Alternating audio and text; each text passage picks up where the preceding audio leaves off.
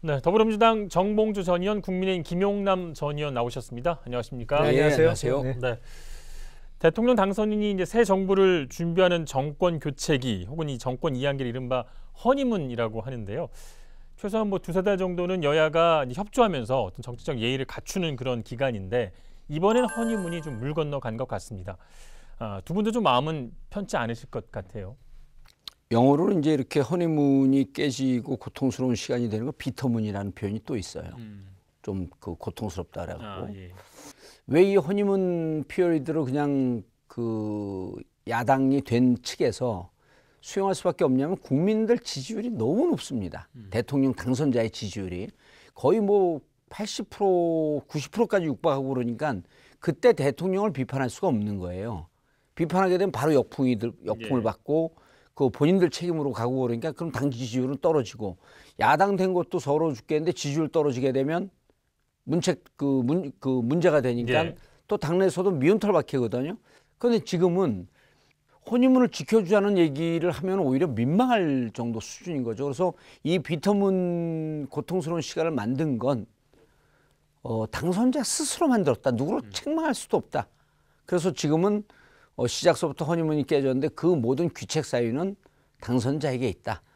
지금 뭐 의견의 일치를 볼 수 있는 사실은 허니문은 깨졌다. 예. 이번 새로 출범할 윤석열 정부의 허니문 기간은 없다라는 것은 뭐 공감이 다 돼요. 근데 이유가 뭐냐? 지금은 당선자의 지지율이 떨어지고 있기 때문에 허니문이 깨진 것처럼 말씀하셨는데 제가 보기엔 이건 의도된 겁니다. 이번 허니문이 없이 출발하는 상황은 대선하고 지방선거하고 너무 붙어 있기 때문이에요. 다 아시겠지만 금년 6월 1일 동시지방선거가 실시되죠. 그렇기 때문에 이 허니문 기간을 허용할 수가 없는 거예요. 민주당 입장에서는 어떻게든 이걸 깨야 돼요. 지금 뭐 인사 문제가 됐던 각종 윤석열 당선인의 공약의 실천 문제나 됐던 앞으로 계속 제동을 걸 겁니다. 그래야만 6월 1일 지방선거에서 살아날 수가 있거든요. 그런데 이제 그 김용남 의원 그분에 대해서 이제 저는 동의를 안 하는 것은 아니고 좀 과한 평가다라고 하는 느낌이 드는 게 일단 음모론적 그 분석의 냄새가 많이 나고 두 번째 이제 의원들 중심의 민주당에 대해서 지나치게 과대평가하고 계시다. 예. 그래서 민주당의 지금 의원들이 그 정도의 기획력을 갖고 이 상황을 대응한 것은 분명코 아닙니다. 예. 그게 만약에 이 국방부 이전권이 없었으면요. 민주당 내용권이 훨씬 더 커지면서 민주당 지지율이 빠지는 상황이 됐는데 이 민주당 내부의 내홍권을 이 사건이 덮어버렸어. 속으로 취임한 지 3주 뒤에 선거인데 우리가 이길 수 있을까라고 하면서 패배적 색채가 무척 짙었어요. 근데 지금은 이거 이러면 해볼 만한 거 아니야? 2007년 그 상황이 지금 데자뷰처럼 떠오르고 있거든요. 인수위원장이셨죠? 인수위원장이 오렌지를 어렌지라고 하는 발음을 하면서 그때부터 급락을 하는데 그 이후로 지지율이 반등을 못해요. 그러고 있다가 이제 바로 소고기 광우병 사태 터지고 그래서 저는 이 상황이 한 번의 역사적 선례가 있었기 때문에 심상치 않다. 좀 조심해야 된다. 사실은 제가 지난주에 2008년 5월 광우병 파동 말씀을 드렸잖아요. 대단히 저는 심각하다고 보는 게 지금은 정말 즐겨야 될 때거든요. 모든 국민들의 관심이 당선인에게 집중되고 거기서 나오는 새로운 정책이나 어떤 말 한마디 한마디가 무게가 실리면서 지지율이 쭉 타고 올라가야 되는 상황인데 그렇죠. 이게 대통령 집무실 이전 문제로 인해서 지금 대선의 패배에서 좀 좌절해 있거나 아니면 실망감에 젖어 있어야 되는 민주당 쪽 진영은 지금 확 결집하고 있고 오히려 저희 쪽은 약간 주춤하면서 앞으로 이걸 어떻게 해결해야 되나 뭐 걱정의 목소리가 나오고 있는 상황이라 어떻게 보면 참 심각해요. 그러니까 이게 이제 지방선거를 앞두고 있어서 이제 관련지어서 말씀을 많이 해주시는데 어떻게 보면 윤석열 당선인 입장에서는 지금 현실적으로 좀 이 문제가 좀 실현을 시킬 수 있는 그런 공약이고 나아가서 이제 이 정권이 어떤 정권 교체론을 배경으로 탄생을 했기 때문에 내려올 수 있는 그런 브랜드가 많지 않잖아요. 그래서 이 청와대 이전을 그런 쪽으로 생각을 해서 좀 계속 밀어붙이는 게 아닌가라는 그런 주장하는 분들도 많이 있거든요. 지금 청와대는 구조 자체가 일을 하는 공간이 아니지 않느냐. 마치 조선시대에 임금을 섬기듯이 이게 임금이 머무는 곳에 대신들이 어전회의를 하러 들어가는 구조로 만들어 놨거든요. 왜냐하면 다 아시겠습니다만 대통령의 직무실에 있는 본관하고 비서실장 이하 모든 참모들이 있는 여민관이라고 합니다만 거기가 길 따라서 가면 800m, 900m 떨어져 있어요. 미국의 백악관의 웨스트윙처럼 대통령 직무실 바로 옆에 비서실장 방이 있고 다른 스태프들의 방이 있는 구조가 전혀 아니거든요. 그래서 그때 제가 2015년도에 국감을 하면서 이 정부에서 차기 정부를 위해서 청와대 재구조화를 위한 설계까지만 뽑아놓고 가라. 그리고 실제로 건축해서 입주하는 건 차기 정부에 넘기더라도 그거는 대한민국의 미래를 위해서 꼭 해야 되는 일이라고 생각을 한다. 뭐 그런 질의를 한 적이 있습니다. 그러니까 지금 청와대 구조 말씀해 주시는데 지금 문재인 대통령은 본인은 이제 여민관으로 와서 이제 업무를 받기 때문에 그런 부분에 대해서는 어느 정도 해소가 됐다라는 그런 입장인 거고요. 2015년도에 제기했다고 하니까 그때 박근혜 정부 시절이거든요. 그 저는 적절한 지적이라고 봐요. 적절한 지적이라고 보고 지금 방금 말씀하셨듯이 문재인 대통령 출범하면서부터는 그 문제가 해결이 됐어요. 뭐냐면 비서실도 확대 회의할 때는 집무실에서 하지만 항상 그 여민관에 대통령 집무실 갖다 놓고 비서들하고 바로 붙어서 업무를 받거든요. 근데 지금 윤석열 당선자의 그 얘기를 보면요. 뭐를 주장하는지가 일단 정확하지가 않아요. 이전하는데 국민들 불편이 없도록 하겠다. 이미 불편은 다 초래를 했어요.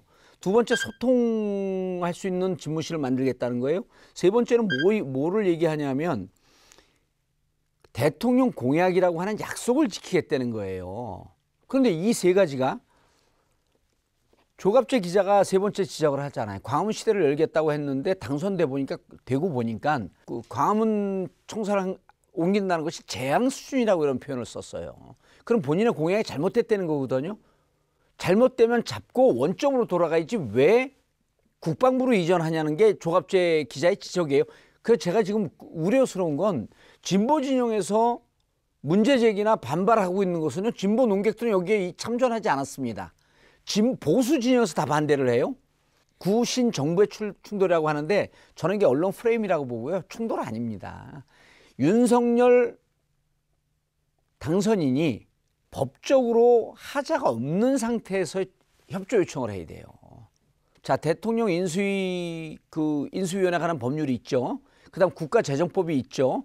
여기 요 두 가지에 다 해당하는 거예요. 근데 이 두 가지에 해당하지 않는 것을 적법하지 않은 행위를 하라고 하는데 청와대가 영원히 책임을 져야 되거든요. 그걸 어떻게 받아들입니까? 그래서 저는 이 사단이 시작된 게 인수위에서 당선인이 이러한 아이디어를 내면 인수위에서 경험 많은 분들이 정할못이거든요. 당선자는. 그리고 누가 뭐라고 비판하거나 문제 제기하면 그걸 좀 들었어야 되는데 그냥 일방적으로 밀어붙인 게 문제인데 적법하지 않습니다. 이런 얘기를 지적을 안 한 게 난 문제인 것 같아요. 5년 전에 문재인 대통령 당선 이후에 그때는 물론 보궐선거이기 때문에 인수위라는 게 없었습니다만 그때를 돌이켜보면 정말 과간이었어요. 그 5월 10일 날 아침에 그냥 쭉 밀고 들어와서 청와대에 근무하고 있는 특히 각 부처에서 파견돼 있는 공무원들 보고 야 니네 적폐지 짐 싸갖고 빨리 나가 해서 공무원들이 자기 짐도 제대로 못 챙겨갖고 쫓겨나다시피 한 게 딱 5년 전이에요. 근데 지금 인수위의 요구를 들어서 뭐 불법적인 요구다, 무리하다, 점령군 노릇한다. 이건 정말 적반하장입니다. 제가 이게 그 국방부를 이전하고 언제까지 국방부를 빼라고 인수위가 요청을 했잖아요. 이게 불법입니다. 자, 인수위는요. 부처 강제 퇴원이나 부처 명령 이전 명령을 할 권한이 없어요. 두 번째 뭐를 요구했냐면 예비비를 쓰겠다 그랬어요. 자, 예비비는 누가 신청을 할 수 있는 거냐면 행정부처에서 신청을 하고 그것을 기재부에서 점검을 합니다. 그 다음에 국무위원회에 올려갖고 의결을 한 다음에 대통령이 최종 결정을 하죠. 이 이전 부분에 대해서는 예비비를 쓸 수 있으니 이 부분에 대해서 협의를 합시다라고 하면서 가야 되는데 이게 바로 직전에 뭐하고 똑같냐면요. 이명박 사면 압박을 했잖아요. 이명박 사면 어떻게 해야 되냐고 우리가 이 자리에서 논의하지 않았습니까? 비공식으로 우리가 이명박 대통령 사면을 요청을 합니다. 그럼 이 대통령이 자, 광은 내가 팔지만 대통령 지금 현직 대통령의 책임하에 이루어지고 있으니 이 부분에 대해서 좀 협의를 합시다 갖고 비공개를 하다가 이게 그냥 안 되면 안 되는 거고 되면은 현직 대통령이 들어주는 거죠. 근데 어떻게 했어요? 언론에다가 미리 얘기해 사면 복권을 요청한다고. 자, 그럼 현직 대통령한테 거의 압박을 하는 거거든요. 문재인 대통령이 할 수 없다 그랬잖아요. 그럼 끝나는 겁니다. 이번 같은 경우도요. 자, 예비비를 써라? 아니, 인수위가 뭔데 예비비를 쓰라 말아 합니까? 일단 인수위에서 대통령 직무실 이전과 관련해서는 지금 정부에 사실상 협조 요청을 한 것이죠. 아니죠, 그리고 처음에 지금 정부에서 안 들어준다, 김 의원님, 안 된다 그러면 사실 방법은 아니, 없다고 김 의원님, 이미 얘기를 했잖아요. 보세요. 협조 요청하기 전에 이미 언론에다 다 얘기를 해버렸어요. 그래서 나는 그게 정말 정치 초보자들의 행위라고 보는 거야. 우린 꼭 옮기겠답니다, 당선인이. 이렇게 하는 게 먼저지 이거를 완성되지도 않고 그다음에 점검도 되지 않은 상태에서 언론에다 다 얘기를 해버려요. 그리고 직접 브리핑을 하면서 국방부 밑에 벙커 있다라고 하는 걸 왜 북한 애들한테 얘기해 줍니까? 뭐 김정은하고 깐부예요? 왜 거기다 얘기를 해줘요? 국방부 벙커나 청와대 벙커는 아는 사람은 다 알고 아니요. 북한도 알고 제 얘기를 들어보세요. 그게 그게 모르는 사람은 모르는 그게 사안이고요. 정보 담당자들이 이렇게 얘기를 해요. 있을 것이다라고 믿고 있는 것과 있다고 확인해 주는 것은 정보 담당하는 사람들한테는 천양지차라는 거예요. 예. 김영남 의원님 지갑 내놓으세요. 카드 이리 줘보세요. 아, 지갑도 뺏어가려고요 이제는? 아니 저는 다 뺏어가려고요? 경제적으로 협조해달라고 요청한 건데 이거예요. 예. 예? 나 지금 좀 경제적으로 어려운데 오늘 좀 지갑 해갖고 카드 좀 빌려주실 수 있어요? 이렇게 요청하는 거하고 지갑 내놔, 카드 내놔. 제 걸 뺏어요 그러면? 아, 난 경제적으로 협력 요청했는데 이렇게 하는 게 지금 국민들 눈에는 인수위가 그렇게 하는 거로 보이는 거예요. 그리고 제 말에 답변해 보세요. 통일동 사무실 거기서 어떻게 지금 업무를 봅니까? 그리고 청와대 단 하루도 못 들어간다. 왜 하루도 못 들어갑니까? 그거 답변해 보세요. 삶았습니까? 거기에 급사를 맞아요? 제가 보기엔 그건 답변하세요. 답변하려고 했는데 말 좀 하게 좀 놔두세요. 카드 내놓고. 의원님, 예. 카드 뺏어가려고 저도 자꾸 지금 그러지 아무 말도 마시고. 못하고 있는데 예. 답변을 기회를 한번 주십시오. 예. 그거는 국민들이 보시기엔 그냥 이건 명백한 충돌이에요. 그러다 보니까 당선인으로서는 대통령 직무실 이전과 관련한 강한 의지의 표현으로 뭐 청와대에는 안 들어가겠다는 표현이 나왔던 것으로 보여요. 그리고 제가 봐도 현실적으로는 이렇게 현 정부에서 전혀 협조를 안 해주면 이전 준비나 뭐 프로세스는 전혀 진행할 수 없는 거고 5월 10일 취임 이후에 준비 기간을 거쳐서 용산으로 정말 이전하게 된다면 실제로 이전이 이루어지는 그 시점까지는 현실적으로는 청와대에 들어가는 게 가장 현실적인 해결 방안이 국민이 봤을 때도 될 이렇게 수밖에 불안하지 없겠죠. 않은 그런 모습인데. 그럼요. 그 청와대 가셔야 돼요. 그럼 예. 가서 예상하는 것은 이제 지금 현 청와대가 예비비나 이런 부분에서 어느 정도 협조를 해주고 당선인도 뭐 하루도 들어가지 않겠다 이런 것 좀 처리를 하면서 단 하루도. 예예. 그 국방부를 이전하는 거는 워낙 그 지금 의지가 강력하기 때문에 지금 처리할 수는 없는 부분이잖아요. 사실은 그 합참은 지금 용산에 있을 이유가 없거든요. 국방부 장관은 군인이 아니죠. 하지만 합참 의장은 사성 장군이고 예. 이게 군부대에 있어야 될 합참이 왜 그동안 용산에 있었냐. 한미연합사의 위치 때문에 그런 것이거든요. 근데 금년 하반기에 평택 미군 기지로 한미연합사가 이전에 가기 때문에 합참은 다시 군부대로 옮겨가는 게 맞습니다. 거기 용산에 청사가 2개 있잖아요. 신청사하고 후청사하고.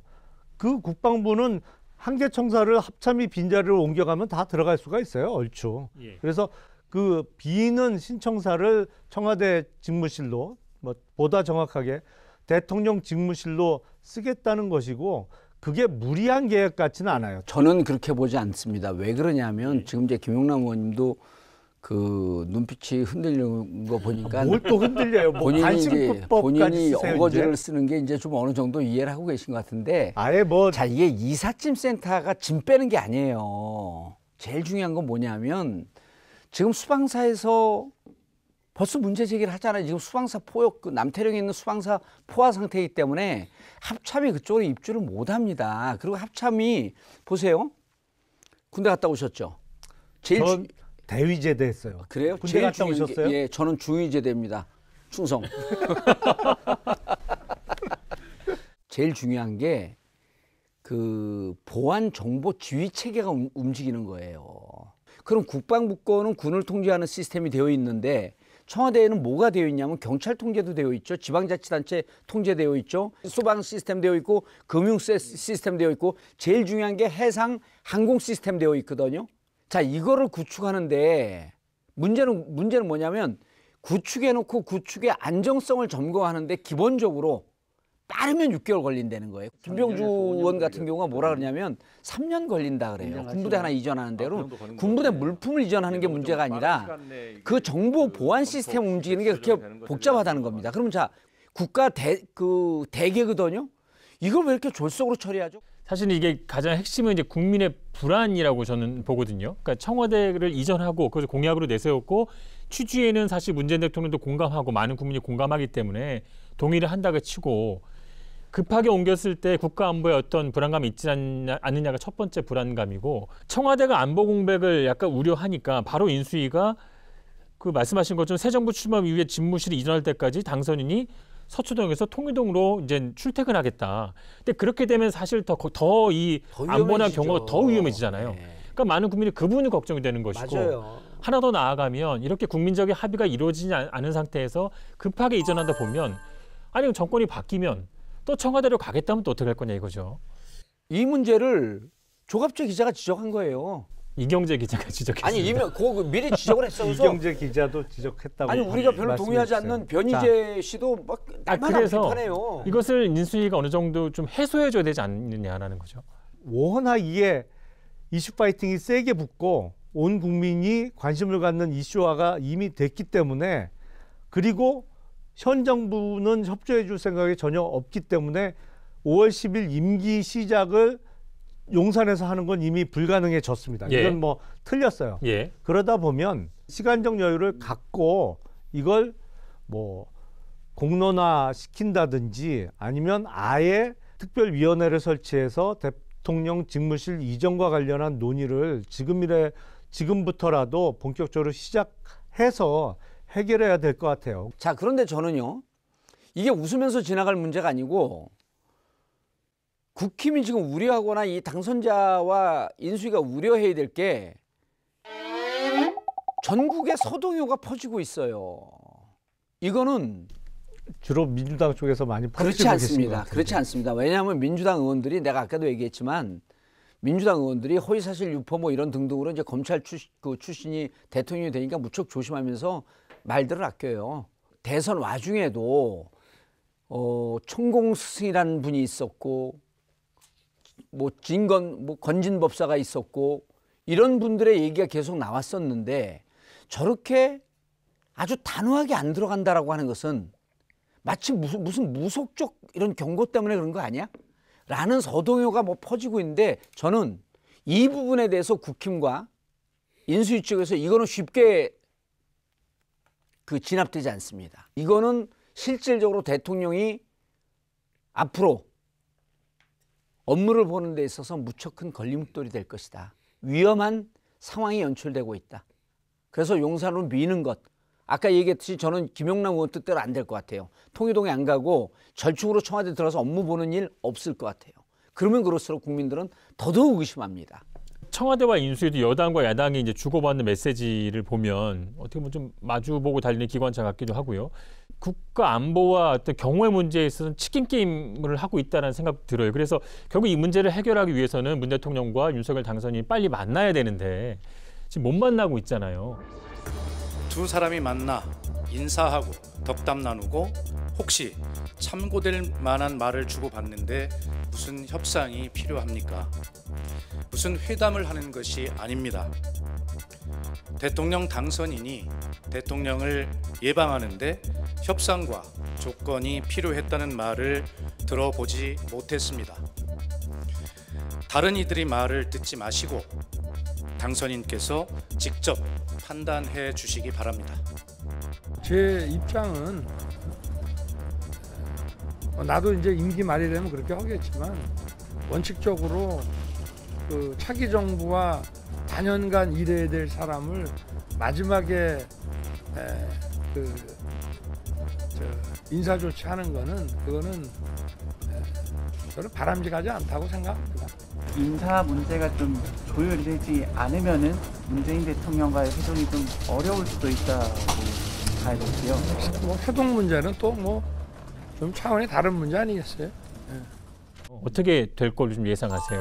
그 의제 조율이 쉽지 않아 보입니다. 그러다 보니까 역대 현직 대통령과 당선인 간 만남이 이루어진 기간이 최장으로 길어지고 있죠. 계속 보통은 길어지고 열흘 있죠. 안에 다 만남이 이루어졌었는데 지금은 뭐 열흘이 훌쩍 넘어가고 언제 만날지 기약할 수 없는 상황인데 정말 바람직하지 않죠. 빨리 두 분이 만나셔야 돼요. 일단 한번 만나시라. 두 분이 만나서 얘기를 해보고 그리고 또 만나면 되잖아요. 그러니까요. 예. 두 번째나 세 번째 만남 누가 그걸 싫다고 하겠어요. 예. 그리고 잘못된 거라고 생각하는 국민이 어디 있겠어요. 그러니까 일단 한번 만나시라. 네. 저는 지금 시점에서 안 만나는 게 옳다고 봅니다. 왜 그러냐면요. 청와대 입장에서는 현재 문재인 대통령 입장에서는 불신이 너무 깊어졌어요. 사사건건요. 언론 플레이를 먼저 하고 난 다음에 청와대에다 요청을 합니다. 저는 이 두 분이 말씀하는 게 동의할 수 없는 게 구세력과 신세력의 충돌이다? 신구 갈등이다? 지금 양비론으로 가고 있잖아요. 양비론 아니에요. 제가 아까도 얘기했지만 적법하고 합법적으로 협조할 수 있는 것을 요청을 해야지 협조할 수 없는 것을 요청을 하면서 마치 협조를 하지 않는다? 어떻게 이게 신구 갈등입니까? 아니, 불법하기 싫다는 거예요. 청와대는. 불가피하게 한 번 정도 만나겠지만 업무 협조상으로 해갖고는 대통령이 만나지 않고 실무 차원에서 충분히 협조하고 대통령끼리 만나면 뭐 할 일 없습니까? 뭐 하려고 만나요? 안 만나는 게 좋아요. 그 민주당 입장에서는 5년 더 할 줄 알았다가 5년 만에 뺏기셔서 열받는 건 알겠는데 그러지 않아요? 그러지 않아요? 이제 40여일 있으면 새로운 정부가 출범하는데 지금 얼마 전에 있었던 하는 총재 인사도 그렇습니다만 청와대는 당선인 측과 협의했다. 인수위는 전혀 협의한 바 없다. 얘기가 완전히 180도 틀려요. 근데 이런 식으로 사사건건 충돌하면 결국에 국민들이 불안해합니다. 그러니까 일단은 만나셔야 돼요, 두 분이. 두 분의 만남에 관련해서 이제 문 대통령도 이제 모범적인 정권 이양을 해야 한다고 이제 공개적으로 말씀을 하셨어요. 그래서 사실 그 이창용 IMF 아텍 담당 국장의 하는 총재 후보 뭐 지명 관련해서 서로 조율했다 안 했다 이런 뭐 이견이 있으니까 사실 뭐 부부 사이에서도 서로 말을 안 하면 오해가 쌓이는 거잖아요. 그래서 저는 뭐 두 분의 만남이 이루어졌으면 좋겠고 또 뭐 두 분이 만나면 아니더라도 실무자들께서 만나서 오히려 빨리 푸는 게 국민이 좀 덜 불안해하는 게 아닌가 뭐 그런 생각을 합니다. 저도 이번에 하는 총재 지명된 이창용 국장에 대해서 어떤 하자가 있다든지 아니면 능력이 모자라다는 생각은 전혀 안 해요. 근데 이제 임명 과정에서 절차상 이런 소음이 나오니까 계속 건건이 이렇게 40일을 보내느니 차라리 빨리 두 분이 만나시라는 말씀 그래서 드리는 저도 거죠. 그 만나는 부분에 대해서는 만날 수 있어요. 그래서 저는 그 부분에 인수위원회에서 이제 이런 그 머리를 써야 돼요. 뭐냐면 지금까지 우리가 한 행동에 대해서 반성을 하고 왜냐면 언론에 다 먼저 얘기를 했거든. 이게 옳지 않아요. 그러니까 청와대 입장은 이거 그래 언론 플레이 할 때까지 해보세요. 우리는 원칙과 법대로 하겠습니다. 이렇게 목리 부릴 일은 아니죠. 목리가 아니죠. 예전에 그 원칙과 법대로. 김영삼 대통령에서 김대중 대통령 갈 때 그때 IMF가 터져서 그 문제 해결을 위해서 두 분이 굉장히 냉랭하게 만났지만 8번인가 9번 만난 걸로 제가 알고 있거든요. 그래서 문제 해결을 위해서 굉장히 중요한 문제이기 때문에 사실 좀 반면 교사로 좀 삼아야 되는 게 아닌가 뭐 그런 근데 생각을. 만나는 게 쉽지 않은 게 그 윤석열 당선자는 청와대 단 하루도 들어가지 않겠다고 하니까 만나면 청와대에서 이루어져야지 뭐 용산 국방부 청사에서 만날 수는 없을 거 아니에요. 그러니까 청와대로 들어오라 그러면 제가 보기엔 안 들어올 것 같아요. 이렇게 패패 꼬여갖고 정말 어떻게 하시려고 그래요? 2년 안에 정권 잡으려고요. 예, 이 문제 뜨겁습니다. 흉계를 예. 또 꾸미고 있는 거예요, 도대체. 네. 지방선거 얘기 좀 해보겠습니다. 이번 이제 그 허니문 기간에 이제 국민의힘이 허니문을 잘 즐기지 못하면서 다시 한번 좀 희망을 찾았다는 거잖아요. 5월 10일 날 취임하고 3주 뒤에 선거가 있는데 그때 고공행진할 때거든요, 지지율이. 그런데 이제 당선자 지지율이 떨어지니까 용기를 내서 좀 한번 해보자라고 하는 이제 분위기가 조금씩 그 트고 있죠. 조금 곤란한 게 제가 보기에는 이제 그 간을 보는 정치인들이 너무 많아요. 예를 들어 서울 5% 졌으니까 서울 출마하겠다는 의원들이 거의 없어지는 거예요. 박주민 의원만 지금 공식적으로 출마 의사를 밝혔고요. 의원들 사이에서 서울 출마를 포기하는 상황이 되고 있는데 그리고 이제 경기도로 몰려가고 있거든요. 예. 그러니까 민주당은 이재명 이재명 후보의 인기가 있으니까 경기도 쪽으로 많이 몰리고. 아니요, 이번에 5% 이겼기 때문에 예. 그렇습니다. 그리고 일단 싸우고 싶은 사람들 서울에 출마 의지를 좀 많이 밝혀라. 예. 그리고 이번 선거는 민주당의 이름으로 싸울 생각을 해야지 이재명 후보의 우산 속에서 싸우려고 하면 이재명 후보한테 부담을 주는 거다. 이번 지방선거의 하이라이트는 예전 선거와는 다르게 무조건 경기도입니다. 예. 서울은 이제 오세훈 현 시장이 그렇죠. 출마해서 밝혔고요. 그전에는 지방선거는 항상 서울이 꽃이었잖아요. 예. 모든 관심이 서울시장이 누가 되느냐, 어느 당이 이기느냐 이게 관심이었는데 이번 선거는 뭐니 해도 경기도가 가장 스팟라이트를 받을 수밖에 없는 선거예요. 지난 그 대선에서 경기도에서 윤석열 후보가 이재명 후보에 비해서 5.3%를 졌습니다. 예. 그러니까 경기도의 서쪽, 남쪽 벨트가 다진 거죠. 저희 입장에서는 어렵거든요. 서남 벨트가 이제 상당히 어려운데 문제는 또 서쪽, 남쪽에 인구가 집중되어 있어요. 네. 지금 한 서너 분 정도는 이미 출마 선언을 했고 그리고 유승민 전 의원도 지금 계속 언론에 등장하고 있습니다. 최종 후보가 누가 될지는 지금으로서는 전혀 모르겠어요. 근데 누가 돼도 양당의 후보가 누가 되더라도 이번 경기도는 결과 예측을 하기 참 힘든 선거다. 왜냐하면 아시겠지만 이번 대선에서 투표율이 77.1% 나왔잖아요. 지방선거의 투표율을 예전 거를 보면 대략 60% 예.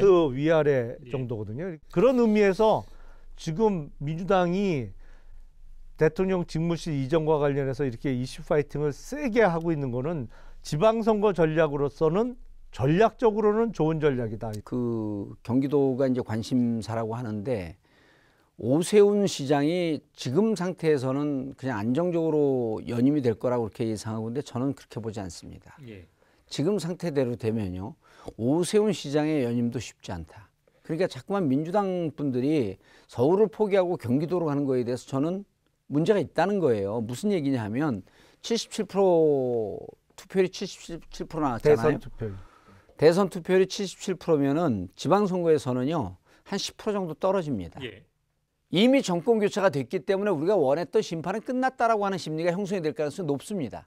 그래서 제가 만약에 보기에는 10% 정도 빠지게 되면 그 10% 중에 6, 7% 정도가 국힘 지지자들이 안 나올 거고 한 2, 3% 정도가 민주당 지지자가 안 나올 겁니다. 그럼 전체적으로요. 서울만 봐도 50대 50으로 대등한 싸움을 한번 해볼 만하다는 겁니다. 예. 자, 그래서 민주당에서 이제 특히 서울에 간판 주자가 없다는 얘기가 있고 제가 알아본 바로는 여론조사 기관에서 민주당 서울시장 후보로 이제 정봉주 전 의원 이름을 넣었다고 그래요. 넣었어요? 예. 맞습니까? 제가 한 말씀 드릴게요. 예. 땡큐. 넣은 거 맞습니까? 넣으면 좋은 거죠. 결과는 아니, 아직 안 나왔어요. 결과는 아직 안 나왔는데 이제 아니 넣겠다고 연락이 왔어요. 네. 왜 누르려고 그렇습니까? 그랬더니 그 2018년에 이제 서울시장 나가려고 준비를 했기 때문에 네. 눈물의 기자회견 있었고요. 아주 염장을 지르세요 그냥. 다 내빼면은 저는 뛸 의사는 있어요. 근데 지금 보니까 다 내빼고 있고 인천 출신인 송영길 전 당대표가 의외로 서울시장에 나가고 싶어해요. 그래서 저는 오히려 그런 분들에게 박수를 좀 보내주고 싶어. 그리고 저 같은 경우도 누면은 제가 고맙다 그랬어요. 제가 그 거절할 이유가 뭐가 있겠습니까? 그리고 또 제가 나가면 이제 문제가 당선 확률이 높아지는 거죠. 그 문제가 아니잖아요, 이거는요. 저쪽에서는 문제죠. 저쪽 진영에서는. 그때 이제 바람이나 4월 4.7 재보궐선거 때 우리가 내로남불의 그 프레임에 걸리고 LH 공사에 걸려서 그렇죠. 오세훈 시장 생각보다 안 셉니다. 그래서 저는 오세훈 시장이 카운터 파트로 나오면 해볼 의향은 충분히 있다. 공식 출마 선언을 지금 출마 의지를 밝히신 거라고 봐도 되나요? 아니요, 공식은 아니죠. 지금 끌어내니까 이제 부인하지 않으면서 가는데 서울시장 해볼만 해요. 저는 해볼만 하다고 봐요. 아니 뭐 제 생각으로는 저희 쪽 진영에서 오세훈 시장만한 득표력을 가진 정치인이 많지 않아요. 정말 셉니다. 왜냐하면 저희 전통적인 지지층 플러스 알파가 항상 붙는 정치인이 오세훈 시장이거든요. 그래서 뭐 가장 강력한 후보고 뭐 요번에도 무난하게 서울시장 4선 고지에 도달하지 않을까 하는데 선거는 정말 알 수 없잖아요. 모르죠. 제가 두 가지만 말씀드릴게요. 일단 6월 1일 지방선거에서 만약에 민주당이 수도권에서 이긴다. 그러면 윤석열 당선인 입장에서는 정권 초기부터 힘이 쫙 빠지는 거예요. 그 바로미터는 서울시장과 경기지사를 말씀하시는 거죠? 그렇죠. 인천시장 뭐 인천까지 포함해서 뭐 놓고 얘기를 하면 만약에 거기서 3대 0으로 이기지 못하거나 적어도 2대 1로 이기지 못한다? 그러면 취임 초기부터 힘이 쫙 빠질 수밖에 없어요. 그래서 이번 지방선거, 특히 수도권 선거는 윤석열 당선인이나 국민의힘 입장에서는 절대적으로 이겨야 되는 선거다. 그리고 두 번째, 2007년 대선에서 이명박 후보가 정동영 후보를 이겼잖아요. 2008년 4월 그때 18대 총선에서요. 투표율이 제 기억에 48%를 간신히 넘었어요. 근데 그때 당시 한나라당이 압승을 했거든요. 그건 뭐냐면 민주당 지지자들이 대선에서 진 이후에 총선 투표장에 안 나온 거예요. 그러면서 압승을 했습니다. 이제 열린 우리당에서 민주당으로 넘어오는 2007년에 이제 우여곡절이 있었고 당 조직도 그렇고 분위기가 완전 패잔병 분위기였었어요. 그 대선에 600만 표 지고 난 다음에는 당 내부가 거의 괴멸이 됐거든요. 지금은 근데 다르다. 지금은 172명이 일단 버티고 있는 상태에서 0.73%라고 하는 것은 지금 지지자들 보면요. 무슨 얘기까지 하냐면 왜 재검표 신청하지 않았냐. 그러니까 이런 것 때문에 그 아주 이 열기가 솟아있거든요. 그러니까 만약 여기서 우리가 2대 1로 이기거나 3대 0으로 그 2대 1 정도로 이겨도 국정 동력이 완전히 상실할 것이다 이렇게 분석을 하셨는데 그 대목에서 왜 제일 행복한 표정을 줘요? 제가요? 하나만 더 여쭤볼게요. 이제 국민의힘에서 이제 그 경선 그 룰 관련해서 심사할 때 이제 감점 조항 만들었어요. 그래서 홍준표 의원이 대구시장 출마 선언을 했는데 이렇게 되니까 홍준표 의원은 현역 10%, 5년 이내 무소속 출마 15% 하니까 25% 감점을 받게 됐단 말이에요. 반발을 하고 있어요. 어떻게 될 것 같습니까? 국힘 의원이 100명 좀 넘기 때문에 현역 의원이 출마하지 않았으면 좋겠다라고 하는 게 거기 이제 10% 반영이 되는데 그게 너무 자기적인 반영이에요. 민주당도 이제 그런 거 했다가 이제 결국 그런 게 다 없어졌거든요. 이 표결할 때 김재원 의원이 최고위원으로 그 자리에 있었다는 겁니다. 이해 충돌이거든요. 김재원 의원이 대구시장 나간다고 뜻을 밝혔잖아요. 그런데 또 이준석 대표는 여기 김영남 의원이 좋아하는 이준석 대표는 나는 반대표 던졌다. 점점 국힘당은 콩가루 집안이 돼가는 것 같아. 이게 무슨 유치원 학교회하는 것도 아니고. 이준석 대표 뭐 재논의할 수도 있다 이런 얘기도 했거든요. 재논의해야 된다고 봐요 저는. 아니 물론 이제 절차나 내용상의 문제점을 지적해 주셨는데 일리 있는 말씀이에요. 근데 다만 저는 좀 아쉬운 게 홍준표 의원이 감점을 받게 된 거에 대해서 지금 반발하고 계시잖아요. 근데 4년 전을 기억해 보면 그때는 2018년 지방선거 때 홍준표 대표 체제 하에서 지방선거가 치러졌는데 감점이고 자시고 경선 자체를 안 붙여줬어요. 4년 전 기억을 좀 되돌려 보면 그 경선을 붙여주는 것 자체도 고마워해야 될 상황 아닌가 싶어요. 자, 여기까지 하겠습니다. 한 주간 쌓인 정치 독소를 빼기 위해서 디톡스 주스 드시죠. 아니 수고하셨습니다. 이명박 여론의 향배. 이번 주 시사 토크 알고리즘도 잘 보셨습니까? 화면 왼쪽을 눌러서 돌아쩌 채널을 구독해 주시면 알고리즘과 함께 돌발 영상, 뉴스가 있는 저녁 등 YTN의 간판 시사 프로그램을 함께 보실 수 있습니다.